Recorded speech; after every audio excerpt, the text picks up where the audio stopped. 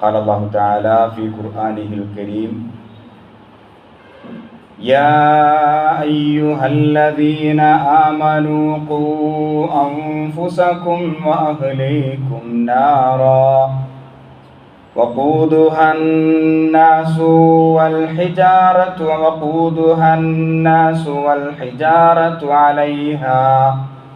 عليها ملائكة غلاظ شداد لا يعصون الله ما أمرهم ويفعلون ما يؤمرون. صدق الله العلي العظيم. رب اشرح لي صدري ويسر لي أمري واحلل عقدة من لساني يفقهوا قولي.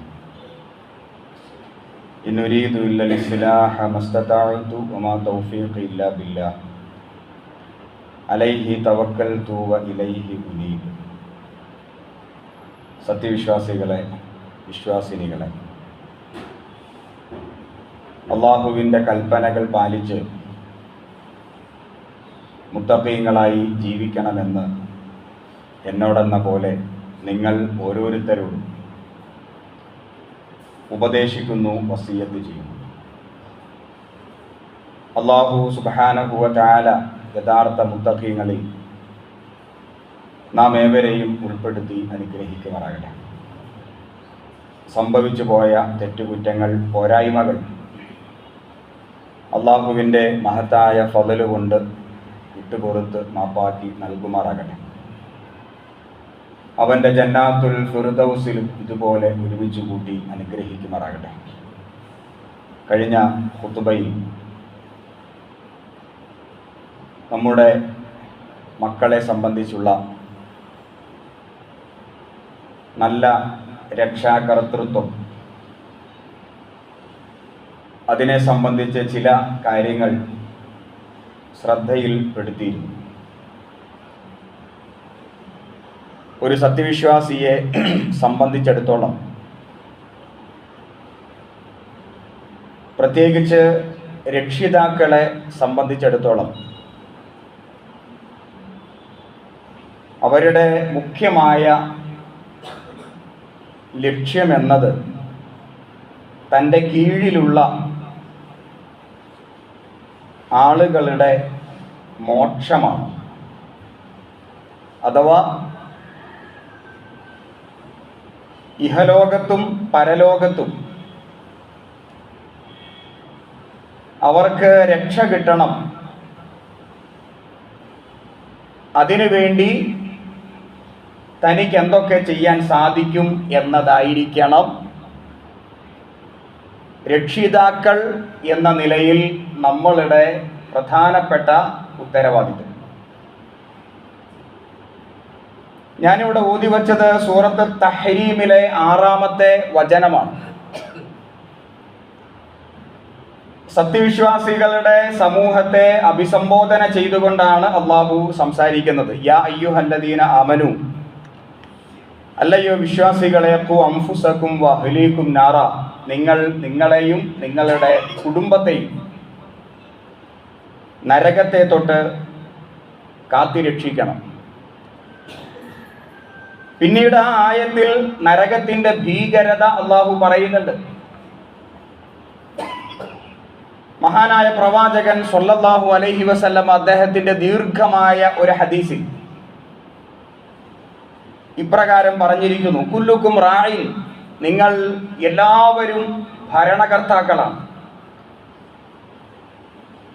വകുല്ലുക്കും മസ്ഊലുൻ അൻ റഅയ്യതിഹി, എല്ലാവരും അവരുടെ ഭരണീയരെ സംബന്ധിച്ച് അഥവാ പ്രജകളെ സംബന്ധിച്ച് ചോദ്യം ചെയ്യപ്പെടും. പിന്നെ അദ്ദേഹം എടുത്തു പറയുന്നു, അർറജുലു റാഇൻ ഫീ ബൈതിഹി, ഒരു പുരുഷൻ അവന്റെ വീട്ടിലെ ഭരണകർത്താവാണ്. വഹുവ മസ്ഊലുൻ അൻ റഅയ്യതിഹി, അവന്റെ ഭരണീയരെ സംബന്ധിച്ച് അവൻ വിചാരണ ചെയ്യപ്പെടും.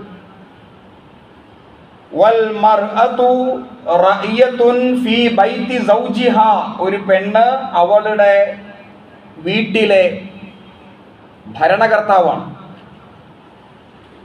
അവളും നാളെ അള്ളാഹുവിൻ്റെ കോടതിയിൽ വിചാരണയ്ക്ക് വിധേയമാക്കപ്പെടും. അങ്ങനെ ആ ഹദീസ് അങ്ങ് നീണ്ടുപോകുന്നുണ്ട്. നമ്മളൊക്കെ ഏതോ അർത്ഥത്തിലുള്ള ഉത്തരവാദിത്വങ്ങൾ വഹിക്കുന്നവരാണ്. കുടുംബത്തിൻ്റെ നാഥൻ, രക്ഷകർത്താവ് അഥവാ പേരൻസ്, ആ കുടുംബത്തെ സംബന്ധിച്ച് നാളെ അള്ളാഹുവിൻ്റെ മുമ്പിൽ സമാധാനം ബോധിപ്പിക്കേണ്ടി വരും എന്നതാണ് ഈ ഹദീസിൻ്റെ മർമ്മം എന്ന് പറയുന്നത്.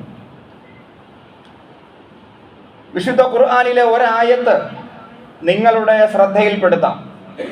സൂറത്ത് മറിയമിൽ ഏതാണ്ട് 59-ാമത്തെ ആയത്താണ്. ഒരു സമൂഹത്തിൻ്റെ, ഒരു സമുദായത്തിൻ്റെ നാശത്തിൻ്റെ കാരണം ഈ ആയത്തിലൂടെ അള്ളാഹു വ്യക്തമാക്കുന്നുണ്ട്. പ്രവാചകന്മാരുടെ ചരിത്രം വളരെ ലഘുവായി വിവരിച്ച ശേഷമാണ് അള്ളാഹു സുബ്ഹാനഹു വ തആല ഒരു സമൂഹത്തിൻ്റെ, ഒരു കുടുംബത്തിൻ്റെ, ഒരു സൊസൈറ്റിയുടെ മൊത്തത്തിലുള്ള തകർച്ചയുടെ പ്രധാനപ്പെട്ട കാരണം വിവരിക്കുന്നത്. ഫഖലഫ മിൻ ബഅദിഹിം ഖൽഫുൻ, ഈ പ്രവാചകന്മാർക്ക് ശേഷം മറ്റൊരു തലമുറ ജന്മം കൊണ്ടു. ആ തലമുറയുടെ പ്രത്യേകത അല്ലാഹു സ്വലാത്ത, അവർ നമസ്കാരത്തെ പാഴാക്കി. വത്തബഉ ശഹവാത്ത്, അവർ ഇച്ഛകളെ പിൻപറ്റി. ഫസൗഫ യൽഖൗന ഗയ്യാ, അവരുടെ ഈ പ്രവർത്തനങ്ങളുടെ പരിണിതി, ദുരവസ്ഥ അവർ പിന്നീട് മനസ്സിലാക്കും. അപ്പോൾ ഒരു സമൂഹത്തിൻ്റെ തകർച്ചയുടെ അഥവാ ഇസ്ലാമികമായ ഒരു സമൂഹം, ഇവിടെ സമൂഹം എന്ന് പറയുമ്പോൾ ഒരു പൊതു സമൂഹമല്ല, മുസ്ലിം സമുദായം, ഇസ്ലാമികമായ ഒരു സമൂഹം, ആ സമൂഹത്തിൻ്റെ തകർച്ചയുടെ പ്രധാനപ്പെട്ട ഒരു കാരണം അല്ലാഹു സ്വലാ, നമസ്കാരം അവർ പാഴാക്കി. ഇതൊരു സമൂഹത്തിൻ്റെ മാത്രം തകർച്ചയുടെ പ്രധാനപ്പെട്ട കാരണമല്ല, ഒരു കുടുംബത്തിൻ്റെയും ഈമാനികമായ, ഇസ്ലാമികമായ തകർച്ചയുടെ ഒന്നാമത്തെ കാരണമാണ്. ആ കുടുംബത്തിലുള്ളവർ നമസ്കാരത്തെ ഒഴിവാക്കി. നമസ്കാരത്തെ ഒഴിവാക്കി കഴിഞ്ഞാൽ, നമസ്കാരത്തെ ഒഴിവാക്കുക എന്ന് പറഞ്ഞാൽ അതിൻ്റെ അർത്ഥം നമസ്കാരത്തോട് അലംഭാവം കാണിക്കുക എന്നാണ്. നമസ്കാരം എന്ന വിഷയത്തോട് പ്രാധാന്യം, അതിൻ്റെ ഗൗരവത്തിൽ എടുക്കാതിരിക്കുക എന്നതാണ്. അങ്ങനെ സംഭവിക്കുമ്പോൾ പിന്നെ അവിടെ സംഭവിക്കുന്നത് ഷഹവാത്തുകളെ അവർ പിൻപറ്റുന്നു. വത്തബഉ ഷഹവാത്ത്, ഷഹവാത്ത് എന്ന് പറഞ്ഞാൽ ഇച്ഛകളാണ്, താല്പര്യങ്ങളാണ്. ദേഹേച്ഛകളുടെ പുറകെ പിന്നീട് അവർ സഞ്ചരിക്കുന്നു. അതിൻ്റെ പരിണിതി, അതിൻ്റെ ദുരവസ്ഥ അവർ പിന്നീട് അനുഭവിക്കുക തന്നെ ചെയ്യും എന്ന് വിശുദ്ധ ഖുർആനിലെ സൂറത്ത് മറിയമിലെ 59-ാമത്തെ ആയത്തിലൂടെ അള്ളാഹു പറയുന്നുണ്ട്. പ്രവാചകൻ സ്വല്ലല്ലാഹു അലൈഹി വസല്ലം പറഞ്ഞു, നിങ്ങളുടെ മക്കൾക്ക് 7 വയസ്സ് പൂർത്തിയാകുമ്പോൾ നമസ്കാരത്തെ സംബന്ധിച്ച് അവരെ ബോധവൽക്കരിക്കണം. 10 വയസ്സ് പ്രായമായി കഴിയുമ്പോൾ നമസ്കരിച്ചില്ലെങ്കിൽ അതിൻ്റെ പേരിൽ നിലപാട് സ്വീകരിക്കണം. അഥവാ അടിക്കേണ്ടി വന്നാൽ അവരെ അടിക്കണം. എൻ്റെ മുമ്പിലുള്ള രക്ഷകർത്താക്കളോടൊരു ചോദ്യം. നമ്മൾ മക്കളെ ശാസിക്കാറുണ്ട്, അടിക്കാറുണ്ട്. നമസ്കരിക്കാത്തതിൻ്റെ പേരിൽ മക്കളെ ശാസിച്ച, മക്കളെ ഒന്ന് തല്ലിയ ഏതെങ്കിലും രക്ഷകർത്താക്കൾ നമ്മുടെ ഇടയിൽ ഉണ്ടോ? ഭൗതികമായ കാര്യങ്ങൾക്ക് വേണ്ടി, മറ്റനേകം കാര്യങ്ങൾക്ക് വേണ്ടി മക്കളെ ശാസിക്കാറുണ്ട്. പക്ഷെ നമസ്കാരം എന്ന വിഷയത്തിൽ കർക്കശമായ ഒരു സമീപനം സ്വീകരിച്ച രക്ഷകർത്താക്കൾ നമുക്കിടയിൽ ഉണ്ടെങ്കിൽ ആ കുടുംബത്തിൽ അതിൻ്റെ പ്രകാശം തീർച്ചയായിട്ടും ഉണ്ടായിത്തീരും. പ്രവാചകന്മാരെ സംബന്ധിച്ച് അള്ളാഹു പറഞ്ഞപ്പോൾ എടുത്തു പറഞ്ഞ ഒരു പ്രവാചകനാണ് ഇസ്മായിൽ അലൈഹിസ്സലാം. അദ്ദേഹത്തിൻ്റെ ചരിത്രം വളരെ ഹ്രസ്വമായിട്ടാണ് അള്ളാഹു പറയുന്നത്. ആ കൂട്ടത്തിൽ അദ്ദേഹം എടുത്ത ഒരു നിലപാടിനെ സംബന്ധിച്ചും അള്ളാഹു വ്യക്തമാക്കുന്നു. അദ്ദേഹം തൻ്റെ കുടുംബത്തോട് കൽപ്പിക്കുമായിരുന്നു ബിസ്വലാ, നമസ്കാരം, നമസ്കാരം. വകാന ഇൻദ റബ്ബിഹി മർളിയ. അതുകൊണ്ട് തന്നെ ആ പ്രവാചകൻ അള്ളാഹുവിന്റെ അടുക്കൽ തൃപ്തിപ്പെട്ടവനായിട്ട് മാറുന്നു. അള്ളാഹുവിന്റെ അടുക്കൽ തൃപ്തിപ്പെട്ടവനായിട്ട് അദ്ദേഹം മാറിയതിന്റെ പല കാരണങ്ങളിൽ ഒരു കാരണം തന്റെ കുടുംബത്തോട് കർക്കശ സ്വഭാവത്തിൽ നമസ്കാരത്തെ അദ്ദേഹം കൽപ്പിക്കുമായിരുന്നു. നിങ്ങൾ ഇബ്രാഹിം നബി അലൈഹിസ്സലാം അദ്ദേഹത്തിന്റെ ചരിത്രം പഠിച്ചവരാണ്. ഇപ്പൊ ഹജ്ജുമായി ബന്ധപ്പെട്ട് ഏറ്റവും അധികം നമ്മൾ മനസ്സിലാക്കുന്നതും പഠിക്കുന്നതും ഇബ്രാഹിം നബി അലൈഹിസ്സലാം അദ്ദേഹത്തിന്റെ ചരിത്രമാണ്. ആ ഇബ്രാഹിം നബി അലൈഹിസ്സലാം അദ്ദേഹത്തിന്റെ പ്രാർത്ഥന സൂറത്ത് ഇബ്രാഹിം എന്ന അധ്യായത്തിൽ ഏതാണ്ട് 35-ാമത്തെ ആയത്ത് മുതൽ നമുക്ക് വായിച്ചെടുക്കാൻ സാധിക്കും. വൈദ് ഖാല ഇബ്രാഹിം റബ്ബി ജഅൽ ഹാദാ ബലദൻ ആമിന. അദ്ദേഹം ഒരുപാട് പ്രാർത്ഥിക്കുന്നുണ്ട്. മക്ക എന്ന രാജ്യത്തിന് വേണ്ടി അദ്ദേഹം പ്രാർത്ഥിക്കുന്നുണ്ട്. ഹാജറ ബീവിയെയും കൈക്കുഞ്ഞായ ഇസ്മായിൽ അലൈഹിസ്സലാം അദ്ദേഹത്തെയും കഅബാലയത്തിന്റെ ചോട്ടിൽ ഒരു ചെറിയ കുടില് കെട്ടി അവിടെ താമസിപ്പിച്ച് തിരിച്ചു പോകുന്ന ഇബ്രാഹിം നബി അലൈഹിസ്സലാം തൻ്റെ ഭാര്യയും തൻ്റെ കൈകുഞ്ഞും കാണാതെ മറഞ്ഞിരുന്ന് അവർക്ക് വേണ്ടി ദുആ ചെയ്തത് വിശുദ്ധ ഖുർആൻ വളരെ പ്രാധാന്യത്തോടെ എടുത്തു പറയുന്നു. ആ പ്രാർത്ഥനയിലെ പ്രധാനപ്പെട്ട ഒരു കാര്യം ഇതായിരുന്നു: അല്ലാഹുവേ, എൻ്റെ മക്കളെ ഞാൻ താമസിപ്പിച്ചിരിക്കുന്നത് നിന്റെ ഭവനത്തിന്റെ ചോട്ടിലാണ്. എൻ്റെ മക്കൾ വിഗ്രഹങ്ങളെ ആരാധിക്കുന്നവരായിട്ട് മാറാൻ പാടില്ല. എൻ്റെ മക്കൾ നിന്നെ മാത്രം ഇബാദത്ത് ചെയ്യുന്നവരായിട്ട് മാറണം. കാരണം വിഗ്രഹങ്ങളെ കണ്ടുമടുത്ത ഒരു പ്രവാചകനാണ് ഇബ്രാഹിം അലൈഹിസ്സലാം. അപ്പോ തൻ്റെ മക്കൾ തൗഹീദിൽ അടിയുറച്ചു നിൽക്കണം എന്നതാണ് പ്രാർത്ഥനയുടെ മർമ്മം. രണ്ടാമതായി അദ്ദേഹത്തിന്റെ പ്രാർത്ഥന: അല്ലാഹുവേ, എൻ്റെ മക്കൾ നീ അവർക്ക് ദാരിദ്ര്യം കൊടുക്കരുത്. ഞാൻ അവരെ താമസിപ്പിച്ചിരിക്കുന്നത് ഈ മരുഭൂമിയിലാണ്. ഇവിടെ കൃഷിക്ക് അനുയോജ്യമായ മണ്ണല്ല. ഒരു പക്ഷേ ദാരിദ്ര്യം അവരെ പിടികൂടിയേക്കാം. അതുകൊണ്ട് എൻ്റെ നാഥ, റബ്ബി ഇന്നി അസ്കൻതു മിൻ ദുർരിയതി ബിവാദിൻ ഗൈറ ദീ സർഇൻ ഇൻദ ബൈതികൽ മുഹറം. കൃഷിക്ക് അനുയോജ്യമല്ലാത്ത ഒരു പ്രദേശത്താണ് എൻ്റെ മക്കളെ ഞാൻ താമസിപ്പിച്ചിരിക്കുന്നത്. അതുകൊണ്ട് എൻ്റെ മക്കൾക്ക് നീ ഇഷ്ടം പോലെ ആഹാരം കൊടുക്കണമേ, ദാരിദ്ര്യം അവർക്കുണ്ടാകരുത്. രണ്ടാമത്തെ പ്രാർത്ഥനയുടെ മർമ്മം. മൂന്നാമതായി അദ്ദേഹം പ്രാർത്ഥിക്കുന്നു: റബ്ബന ലിയുഖീമുസ്സലാ. എൻ്റെ മക്കൾ നമസ്കാരത്തെ ചിട്ടയോടെ നിലനിർത്തുന്നവരായിട്ട് മാറണം. ഈ നമസ്കാരത്തിന്റെ കാര്യം 2 പ്രാവശ്യം അവിടെ ആവർത്തിക്കുന്നുണ്ട്. അൽഹംദുലില്ലാഹില്ലദീ വഹബലി അലൽ കിബരി. എനിക്ക് പ്രായമായപ്പോ, വയസ്സായ ആ സമയത്ത് എനിക്ക് 2 മക്കളെ നീ തന്നു. അതിലൊന്ന് ഇസ്മായിലാണ്, മറ്റൊന്ന് ഇസ്ഹാഖാണ്. റബ്ബി ജഅൽനി മുഖീമസ്സലാ. അല്ലാഹുവേ, ഞാൻ നമസ്കാരം നിലനിർത്തുന്നവനായിട്ട് മാറണം. വമിൻ ദുർരിയത്തി, എൻ്റെ മക്കളും. ഇവിടെ ഒരു ചോദ്യം പ്രസക്തമാണ്: നമ്മൾ നമ്മുടെ മക്കൾക്ക് വേണ്ടി ദുആ ചെയ്യാറുണ്ടോ? നമ്മുടെ മക്കളുടെ നമസ്കാരവുമായി ബന്ധപ്പെട്ട് മക്കൾക്ക് വേണ്ടി അകമഴിഞ്ഞ് ഹൃദയം തൊട്ട് ദുആ ചെയ്യുന്ന മാതാപിതാക്കളായിട്ട്, പേരൻസായി നമുക്ക് മാറാൻ സാധ്യമായിട്ടുണ്ടോ? ഇത് വിശുദ്ധ ഖുർആൻ എടുത്തു പറയാനുള്ള കാരണം മക്കൾക്ക് വേണ്ടി നമ്മളും തീർച്ചയായും പ്രാർത്ഥിക്കേണ്ടതുണ്ട്. അതിനുവേണ്ടി തന്നെയാണ് ഇവിടെ ഇബ്രാഹിം നബി അലൈഹിസ്സലാം ഈ മക്കളോട് പെരുമാറുന്ന ഒരു രീതി ശാസ്ത്രമുണ്ട്. വീട്ടിൽ മക്കളോട് മാതാപിതാക്കൾ എങ്ങനെയാണ് പെരുമാറേണ്ടത്, ഏത് ശൈലിയാണ് സ്വീകരിക്കേണ്ടത്, അവിടെയും പ്രവാചകന്മാർ നമുക്ക് മാതൃകയാണ്.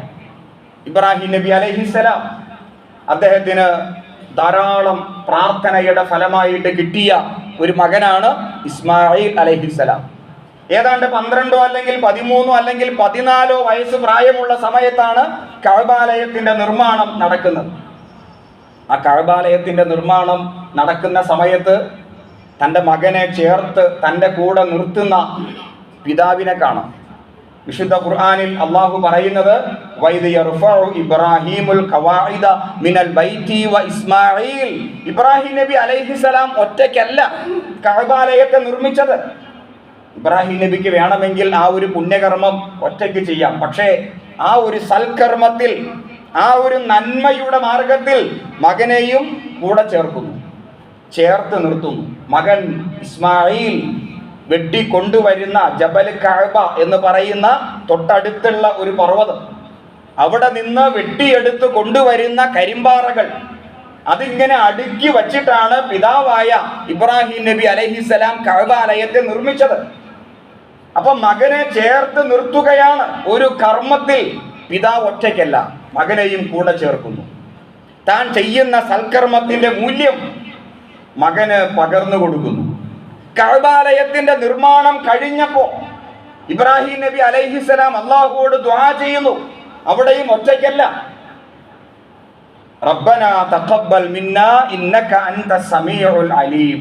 ഈ ഒരു പുണ്യകർമ്മം റബ്ബേ നീ സ്വീകരിക്കണമേ. രണ്ടുപേരും ചേർന്നാണ് ദുആ ചെയ്തത്. അപ്പൊ അവിടെ ചേർത്ത് നിർത്തുക, ആ ഒരു പുണ്യകർമ്മത്തിൽ മകനെയും പങ്കാളിയാക്കുക എന്നത് വലിയ ഒരു മാതൃകയായിട്ട് തന്നെയാണ് അല്ലാഹു സുബ്ഹാനഹു വ തആല അവതരിപ്പിക്കുന്നത്. ഇതിനേക്കാൾ മനോഹരമായ മറ്റൊരു ചരിത്രം ശുഐബ് നബി അലൈഹിസ്സലാം അദ്ദേഹത്തിന്റെ ജീവിതത്തിൽ ഉണ്ടായിട്ടുണ്ട്. ശുഐബ് നബി അലൈഹിസ്സലാം, അതേപോലെ മൂസാ നബി അലൈഹിസ്സലാം. മൂസാ നബി അലൈഹിസ്സലാം ആ സമയത്ത് പ്രവാചകനായിട്ടില്ല. ഒരാളെ കൊന്നിട്ട് നാട് വിട്ട് ഓടിപ്പോയതാണ് മൂസാ നബി അലൈഹിസ്സലാം. നാട് വിട്ട് അങ്ങനെ ഓടിപ്പോകുന്ന സമയത്താണ് വഴിവക്കിൽ രണ്ട് പെൺകുട്ടികൾ, പ്രായപൂർത്തിയായ രണ്ട് പെൺകുട്ടികൾ വെള്ളമെടുക്കാനായിട്ട് പ്രയാസപ്പെടുന്നു. അവിടെ തിക്കും തിരക്കുമാണ്. ഇവരാകട്ടെ പെൺകുട്ടികളായതുകൊണ്ട് വെള്ളമെടുക്കാൻ അവർക്ക് സാധിക്കുന്നുമില്ല. വെള്ളത്തിന്റെ ആ ബക്കറ്റും ആ കൊടവും പിടിച്ചുകൊണ്ട് അവർ മാറി നിൽക്കും. ഇത് കണ്ട മൂസാ നബി, അന്ന് പ്രവാചകനാകാത്ത മൂസാ നബി അലൈഹിസ്സലാം അവരുടെ കൈകളിൽ നിന്ന് ആ കുടം അല്ലെങ്കിൽ ബക്കറ്റ് വാങ്ങിച്ചിട്ട് അവർക്കിടയിലൂടെ ചെന്ന് അവർക്ക് വെള്ളം കോരി കൊടുക്കുന്നു. പതിവിലും നേരത്തെ ഈ രണ്ട് പെൺകുട്ടികൾ വീട്ടിലെത്തിയപ്പോ ഇവരുടെ പിതാവായിരുന്ന ശുഐബ് നബി അലൈഹിസ്സലാം തൻ്റെ മക്കളോട് ചോദിച്ചു, ഇന്ന് പതിവിലും നേരത്തെയാണല്ലോ നിങ്ങൾ വന്നത്, എന്താണ് അതിന് കാരണം? മൂത്ത കുട്ടിയാണ് മറുപടി പറഞ്ഞത്, ഒരു നല്ല ചെറുപ്പക്കാരൻ ഞങ്ങൾക്ക് വെള്ളം കോരി തന്നു എന്നു മാത്രമല്ല പറഞ്ഞത്, ആരോഗ്യ ദൃഢഗാത്രനായ ഒരു ചെറുപ്പക്കാരൻ. അദ്ദേഹം വിശ്വസ്തനാണ് എന്ന് തോന്നുന്നു. നമുക്ക് അദ്ദേഹത്തെ നമ്മുടെ വീട്ടിൽ ജോലിക്ക് നിർത്താം അല്ലേ ഉപ്പ? ഇതാണ് ഈ പെൺകുട്ടിയുടെ മറുപടി. ഈ പെൺകുട്ടി പറഞ്ഞ വാക്കുകളിൽ എന്തോ അടങ്ങിയിട്ടുണ്ട് എന്ന് പിതാവ് മനസ്സിലാക്കുന്നു. തൻ്റെ മകൾക്ക് ഒരു അനുരാഗം ആ ചെറുപ്പക്കാരനോട് തോന്നിയിട്ടുണ്ട്. അത് മറ്റൊരു രൂപത്തിൽ എൻ്റെ മകൾ പ്രകടിപ്പിച്ചതാണ് എന്ന് മകളെ കുറിച്ച് അറിയാവുന്ന പിതാവിന് അത് മനസ്സിലാക്കിയെടുക്കാൻ, മകളുടെ ഭാവങ്ങളും വർത്തമാനത്തിന്റെ ശൈലിയിൽ നിന്നും അത് വേർതിരിച്ചെടുക്കാൻ പിതാവിന് സാധിച്ചു. അങ്ങനെ പിതാവ് സമ്മതിച്ചു, നമുക്ക് അദ്ദേഹത്തെ ജോലിക്ക് നിർത്താം. അങ്ങനെ മൂസാ നബി അലൈഹിസ്സലാം ശുഐബ് നബി അലൈഹിസ്സലാമിന്റെ വീട്ടിൽ ജോലിക്ക് നിൽക്കുന്നു. മൂസ എന്ന ചെറുപ്പക്കാരനെ ശുഐബ് നബി അലൈഹിസ്സലാം നല്ലപോലെ പഠിക്കുന്നു. തൻ്റെ മകള് പറഞ്ഞത് ശരിയാണ്, വിശ്വസ്തനാണ്, നല്ല ഒരു ചെറുപ്പക്കാരനാണ്. അങ്ങനെ മകളുടെ ആഗ്രഹത്തെ വകവച്ചു കൊടുത്തുകൊണ്ട് അവിടെ അവർ തമ്മിലുള്ള വിവാഹം നടക്കുന്നു. ഒരു ഇസ്ലാമിക കുടുംബാന്തരീക്ഷം എങ്ങനെയാകണം എന്നതിൻ്റെ വളരെ വ്യക്തമായ ഒരു ചിത്രമാണ്. എന്തും തുറന്ന് പറയാൻ കഴിയുന്ന മക്കൾ പറയുന്നതിനെ വിശാലമായ കാഴ്ചപ്പാടോടുകൂടി എടുക്കാൻ കഴിയുന്ന മാതാപിതാക്കൾ. ഒന്നും മിണ്ടാൻ കഴിയില്ല, പറയാൻ കഴിയില്ല, സംസാരിക്കാൻ കഴിയില്ല. മക്കൾ പറയുന്നത് മാതാപിതാക്കൾക്ക് മനസ്സിലാകുന്നില്ല, മാതാപിതാക്കൾ പറയുന്നത് മക്കൾക്കും മനസ്സിലാകുന്നില്ല. വീർപ്പ് മുട്ടിയുള്ള ഒരു ജീവിതം, അത് പലതരം പ്രശ്നങ്ങളാണ് സൃഷ്ടിക്കുക. തനിക്കൊരു ചെറുപ്പക്കാരനെ ഇഷ്ടമാണ് എന്ന് പിതാവിനോട് പറയാൻ, അതിനെ വിശാലമായ മനസ്സോടെ സ്വീകരിക്കാൻ അവിടെ സാധിക്കുന്നു. എത്ര രസകരവും സന്തോഷകരവും ആനന്ദകരവുമായ ഒരു കുടുംബ ജീവിതമായിരിക്കും അവിടെ ഉണ്ടാവുക. ഇതേപോലെ മക്കളോട് പെരുമാറുമ്പോൾ പാലിക്കേണ്ടുന്ന മര്യാദകൾ മുഹമ്മദ് നബി സ്വല്ലല്ലാഹു അലൈഹി വസല്ലം അദ്ദേഹത്തിന്റെ ജീവിതത്തിലും വളരെ പ്രകടമാണ്. നിങ്ങൾക്കെല്ലാവർക്കും അറിയാവുന്ന ഒരു ചരിത്രം, മുഹമ്മദ് നബി സ്വല്ലല്ലാഹു അലൈഹി വസല്ലമ തന്നെ ഉപദേശിച്ചത്, ഒരു പ്രധാനപ്പെട്ട കാര്യം തന്നെ പഠിപ്പിച്ചത്, യുവാവായി കഴിഞ്ഞപ്പോൾ തൻ്റെ ചെറുപ്പകാലത്തെ ഓർമ്മ പങ്കുവെക്കുകയാണ് ഉമർ ഇബ്നു അബി സലമ റളിയല്ലാഹു അൻഹു. അദ്ദേഹം തന്നെ പറയുകയാണ്, ഉമർ ഇബ്നു അബി സലമ റളിയല്ലാഹു അൻഹു തന്റെ ചെറുപ്പകാലഘട്ടത്തെ ഓർത്തെടുക്കുകയാണ്. ഞാൻ പണ്ട് കുഞ്ഞായിരുന്നപ്പോ, അബീ സലമ പറയുന്നു, കുന്തു ഗുലാമൻ, ഞാൻ പണ്ട് കുഞ്ഞായിരുന്നപ്പോ ഫീ ഹിജ്റിൻ നബി സല്ലല്ലാഹു അലൈഹി വസല്ലം, നബി സല്ലല്ലാഹു അലൈഹി വസല്ലമയുടെ കാലഘട്ടത്തിൽ ഞാൻ കുഞ്ഞായിരുന്ന ആ സമയത്ത് എൻ്റെ മുമ്പിൽ ആഹാരം കൊണ്ടുവന്നു വച്ചു. ആ ആഹാരം കൊണ്ടുവന്ന് വച്ചപ്പോൾ തൊട്ടടുത്ത് റസൂലും ഇരിപ്പുണ്ട്. ഞാൻ കുഞ്ഞായതുകൊണ്ട് വകാനത് യദി തതീഷു ഫി സുഹ്ഫ, ആ പാത്രത്തിലൂടെ എൻ്റെ കൈകൾ ഇങ്ങനെ പരതി. അതായത് കുട്ടികൾ ആഹാരം കഴിക്കുമ്പോൾ അത് ശരിക്കും ആഹാരം കഴിക്കില്ല, കുറച്ച് പുറത്തു പോകും, കുറച്ച് വേസ്റ്റ് ആകും, കുറച്ച് വായിലാകും. അങ്ങനെ പാത്രത്തിൽ മൊത്തത്തിൽ ഇങ്ങനെ വാരി കുഴച്ചാണ് അവർ കഴിക്കുക. അവർക്കതിനെ കുറിച്ച് അറിയില്ല, അവരങ്ങനെയാണ് കഴിക്കുക. മുഹമ്മദ് നബി സല്ലല്ലാഹു അലൈഹി വസല്ലമയുടെ അടുത്തിരിപ്പുണ്ട്. ഞാൻ ഈ കഴിക്കുന്ന രീതി റസൂൽ ഇങ്ങനെ കണ്ടു. ആ സമയത്ത് റസൂൽ സല്ലല്ലാഹു അലൈഹി വസല്ലം എന്നോട് പറഞ്ഞു, ഫഖാല ലീ, എന്നോട് അദ്ദേഹം പറഞ്ഞു, യാ ഗുലാം, എൻ്റെ കുഞ്ഞേ. വളരെ സ്നേഹത്തോടെയുള്ള ഒരു ശൈലിയാണത്. കണ്ണുരുട്ടി വടിയെടുത്തല്ല റസൂല് കാര്യം പറഞ്ഞത്. ഗുലാം എന്ന വാക്കിന്റെ അർത്ഥം എൻ്റെ പൊന്നുമോനെ എന്നാകാം. ഓരോ നാട്ടിലെയും ഭാഷയുടെ വ്യത്യാസമനുസരിച്ച് അത് വ്യത്യാസപ്പെട്ടേക്കാം. എൻ്റെ കുഞ്ഞെ അങ്ങനെ വിളിക്കുന്നവരുണ്ട്, എൻ്റെ പൊന്നുമോനെ എന്ന് വിളിക്കുന്നവരുണ്ട്, അല്ലയോ കുട്ടി എന്ന് വിളിക്കുന്നവരുണ്ട്. അത് ഓരോ നാട്ടിലെയും കൊച്ചുകുട്ടികളെ സ്നേഹത്തോടെ, വളരെ വളരെ സ്നേഹത്തോടെ കൊച്ചുകുട്ടികളെ വിളിക്കുന്ന ആ ഒരു ശൈലിയാണ് യാ ഗുലാം, എൻ്റെ പൊന്നുമോനെ. സമ്മില്ല, നീ ആദ്യം ബിസ്മിയാണ് ചൊല്ലേണ്ടത്. നീ ബിസ്മില്ലാഹിർ റഹ്മാനിർ റഹീം എന്ന് പറയണം. അത് കൽപ്പനാ സ്വരമല്ല, മറിച്ച് സ്നേഹത്തിന്റെ അലിവിന്റെ സ്വരമാണ്. സമ്മില്ല വകുൽ ബി യമീനിക, നീ നിന്റെ വലത് കൈ കൊണ്ടാണ് കഴിക്കേണ്ടത്. വകുൽ മിമ്മ യലീക, നിന്റെ അടുത്ത ഭാഗം, തൊട്ടടുത്ത ഭാഗം, അവിടെ നിന്ന് മെല്ലെ മെല്ലെയാണ് നീ ആഹാരം കഴിക്കേണ്ടത്. ഇത് റസൂൽ എന്നെ ആ സമയത്ത്, ഞാൻ കുഞ്ഞായിരുന്ന സമയത്ത് റസൂൽ എന്നെ ഉപദേശിച്ചു എന്ന് ഉമർ ഇബ്നു അബീ സലമ പറയുന്നു. എന്നിട്ട് ഉമർ ഇബ്നു അബീ സലമ റളിയല്ലാഹു അൻഹു മറ്റൊരു കാര്യം കൂടി പറഞ്ഞു. എന്താണ്? ഇപ്പോഴും ആഹാരം എൻ്റെ അടുത്ത് വിളമ്പി വയ്ക്കുമ്പോൾ റസൂൽ പറഞ്ഞ സ്നേഹം, ആ തുളുമ്പുന്ന ആ ഒരു ഉപദേശം എൻ്റെ മനസ്സിലേക്ക് തേട്ടി വരും. ഞാൻ ഇത്രയും പ്രായമായിട്ടും ആ ഉപദേശത്തെ എനിക്ക് മറക്കാൻ കഴിയില്ല. അത്രയ്ക്ക് ഹൃദയത്തിൽ തട്ടുന്ന രൂപത്തിൽ സ്നേഹത്തിന്റെ ഭാഷയിലാണ് എൻ്റെ പ്രിയപ്പെട്ട റസൂൽ എന്നെ ഉപദേശിച്ചത്. അപ്പോൾ മനസ്സിൽ തങ്ങി നിൽക്കുന്ന, മനസ്സിൽ തട്ടി നിൽക്കുന്ന ഇതുപോലെ സ്നേഹത്തിൽ ചാലിച്ച ഉപദേശങ്ങൾ നമ്മുടെ മക്കൾക്ക് കൊടുക്കാൻ നമുക്ക് സാധ്യമായിട്ടുണ്ടോ? കണ്ണുരുട്ടാതെ, വടിയെടുക്കാതെ, ഭീഷണിപ്പെടുത്താതെ, അങ്ങനെ കഴിക്കണം ഇങ്ങനെ കഴിക്കണം എന്ന് മസല് പിടിക്കാതെ സ്നേഹത്തോടെ പറഞ്ഞു കൊടുക്കാൻ, ഇതാണ് റസൂലിന്റെ ശൈലി, ഇതാണ് ഇസ്ലാമിന്റെ സംസ്കാരം. ഇപ്പൊ കഴിഞ്ഞ ദിവസം ഒരു വാർത്ത, ഇന്നലെ ഉണ്ടായ വാർത്തയാണ്, പൊതുവെ നടക്കുന്ന ഒരു കാര്യമാണ്. 12 വയസ്സുള്ള ഒരു കുട്ടിയാണ് ഫാത്തിമ. മുസ്ലിം കുടുംബത്തിൽ ജനിച്ച ഒരു കുട്ടിയാണ്.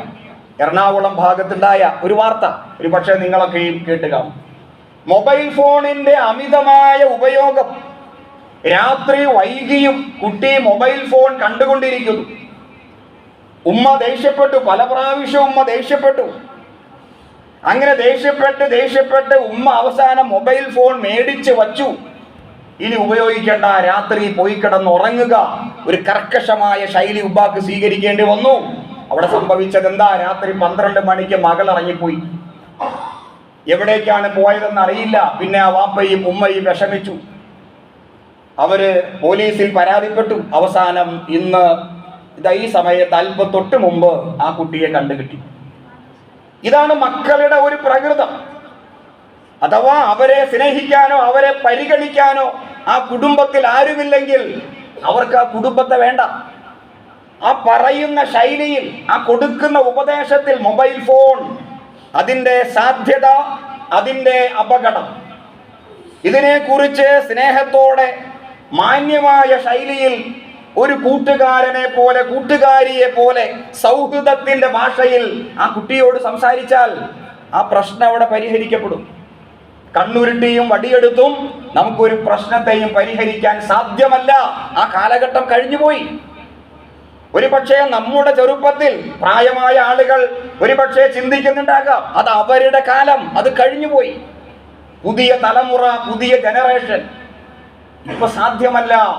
ഇസ്ലാമിന്റെ ഒരു സംസ്കാരം അങ്ങനെയല്ല. മുഹമ്മദ് നബി സല്ലല്ലാഹു അലൈഹി വസല്ലമ തന്റെ മകൾ ഫാത്തിമ റളിയല്ലാഹു തആല അൻഹ അവരെ അടുത്ത് വിളിക്കുന്നു. ഫാത്തിമ ബീവിയെ എടുക്കുന്നു. ഫാത്തിമ ബീവിയുടെ കവിളിൽ ചുംബിക്കുന്നു. എന്നിട്ട് പറയുന്നു, നീ എൻ്റെ കരളിന്റെ കഷ്ണമോ. ഇതെന്തിനാപ്പ അങ്ങനെ പറയുന്നത്? അങ്ങനെ പറഞ്ഞിട്ട് ഇപ്പൊ എന്താ നേട്ടം? നേട്ടമുണ്ട്. സ്നേഹം എന്നത് ഹൃദയത്തിന്റെ ഉള്ളിൽ ഒളിപ്പിച്ചു വയ്ക്കാനുള്ളതല്ല, അത് പുറത്തെടുക്കാനുള്ളതാണ്, അത് പറയാനുള്ളതാണ്. ഇത് ഫാത്തിമ ബീവിയോട് മാത്രമല്ല. പ്രവാചകൻ സല്ലല്ലാഹു അലൈഹി വസല്ലമയ്ക്ക് 3 ആൺമക്കളുണ്ടായി. ഖാസിം, അബ്ദുള്ള, ഇബ്രാഹിം. ഇവരൊക്കെയും ചെറിയ പ്രായത്തിൽ തന്നെ മരണപ്പെട്ടുപോയി. റസൂൽ സല്ലല്ലാഹു അലൈഹി വസല്ലമ ഹൃദയം പൊട്ടി കരഞ്ഞ 3 സന്ദർഭങ്ങളാണ്. തന്റെ മടിയിൽ കിടന്നാണ് ഈ ആൺമക്കളൊക്കെ മരിച്ചുപോയത്. നബി ആകെ വിഷമിച്ചുപോയി. ഒരു കൊച്ചുകുട്ടിയെ പോലെ പ്രവാചകൻ കരയാൻ തുടങ്ങി. ആ സമയത്ത് നബിക്ക് ആശ്വാസ വാക്കുകൾ ആവശ്യമുണ്ട്. നബിയെ ആശ്വസിപ്പിക്കാനായിട്ട് മനുഷ്യ വചനങ്ങൾ പോരാ. നമുക്കിടയിൽ, മനുഷ്യർക്കിടയിൽ ആശ്വാസ വചനങ്ങളുണ്ട്. ആശ്വസിപ്പിക്കാനായിട്ട് ഓരോ വാക്കുകളുണ്ട്. ഈ വാക്കുകളൊന്നും പോരാ. മനുഷ്യരുടെ ആശ്വാസ വാക്കുകളൊന്നും പോരാതെ വന്നപ്പോ അള്ളാഹു തന്നെ ഇടപെട്ടു. ഇന്നാ അഅ്തൈനാകൽ കൗസർ ഫസല്ലി ലിറബ്ബിക വൻഹർ ഇന്ന ശാനിഅക ഹുവൽ അബ്തർ. ഇത് പടച്ചവന്റെ ഇടപെടലാണ്. അത്രമാത്രം നബി വിഷമിച്ചു പോയി. നബി സങ്കടപ്പെട്ടു പോയി. അതിന്റെ അർത്ഥവും അതിന്റെ ആശയവും വേറെ പഠിക്കേണ്ടതാണ്. സമയത്തിന്റെ പരിമിതി കൊണ്ട് അത് പറയുന്നില്ല. അപ്പൊ അങ്ങനെ പൊട്ടിക്കരയുന്ന പച്ചയായ ഒരു മനുഷ്യൻ, അതായിരുന്നു പ്രിയപ്പെട്ട പ്രവാചകൻ സല്ലല്ലാഹു അലൈഹി വസല്ലമ.